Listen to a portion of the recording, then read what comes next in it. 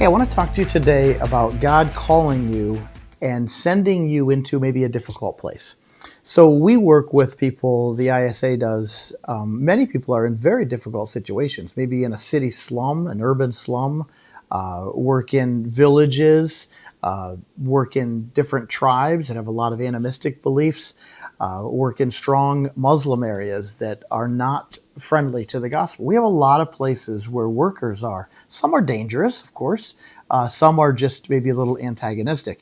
But God calls us to go places, and it might be wherever you are. If you're listening to this, you're going into a difficult place. Might even be your job, might be school. Someplace you're going is difficult. I want to encourage you that God knows that, and He calls you still. So we're going to do a few weeks on Abraham in the Old Testament, beginning in Genesis 12 and going through for multiple chapters. And we know the call of Abraham, and that God called him to leave his land and to go into other land and be a blessing and to be blessed. And that's Genesis 12, 1 through 3. We'll talk about that more. But for today, I just want you to see that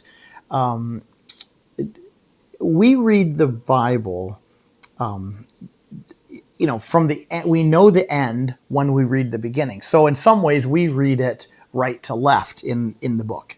The people in the Bible lived it left to right. They lived it from the beginning and continue on. So they didn't have the advantage of knowing the outcome. They were in their life when they lived it. They didn't know what tomorrow was going to be. So to understand Genesis 12 and the call of Abraham, we need to understand what the world was like at that time. Genesis 11 was the Tower of Babel. The Tower of Babel. Tower of Babel is it really points out how wicked people were. They were all together. They were all in one place. They all spoke one language, and they didn't want to be scattered. So they said, let's build a tower to the heavens to make a name for ourselves. They were setting themselves up against God. This was a completely godless world, a completely godless culture. And so Abraham's not that far removed from the Tower of Babel. He lived in a time where people were not calling on the Lord God. There was a polytheistic culture, many different gods. Gods were transactional, so you'd pray to this god so your maize would grow. You'd pray to this god so rain would come. You'd offer a sacrifice to that god so the sun would come up. Different things like there's many, many gods. And so it's in a very, very difficult situation. A wicked culture. If somebody came and said there's one true God, they would be laughed at, mocked, ridiculed, removed, gone, all of that stuff, because that wasn't thought of in the world at that time. And I want us to see that is the very world that God called Abraham.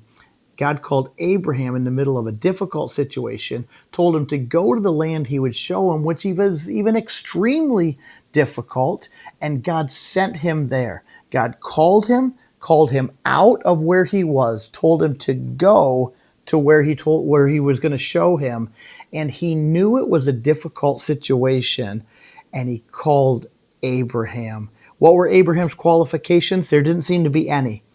He just called him and was sending him into a difficult situation. But he told him that I will be with you. And so when you wake up tomorrow, God has something for you, some place for you to go, some place for you to minister, some people for you to love, some truth for you to share. Listen, it may or may not be a good day. It may or may not be easy. But God knows what he's doing when he calls you, just like he knew what he was doing when he called Abraham. I'm going to take a few weeks and look at this into detail, but I want you to know from the beginning that God understands your situation when he calls you.